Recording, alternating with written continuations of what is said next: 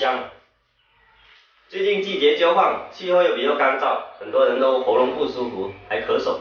刚好家里有枇杷花，今天我们来分享一个枇杷花炖汤的做法。准备了1块九子肉，我们炒作给卡子，20克枇杷花，还有2个蜜枣。现在把枇杷花浸泡一下。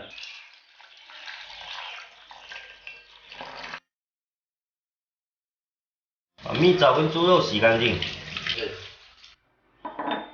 卡子用来煮粥给小孩吃，特别的好。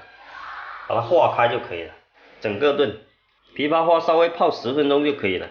来把它洗干净，这是我们潮州文祠压贝的枇杷花。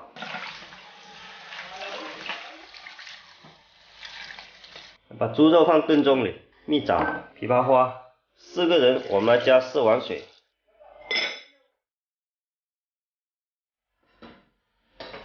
按瘦肉汤炖1个小时。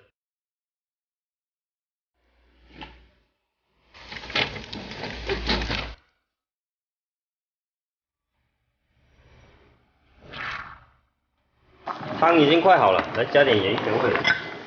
煲出来这汤水是清甜的，有个淡淡的枇杷花香，盐不要加太多。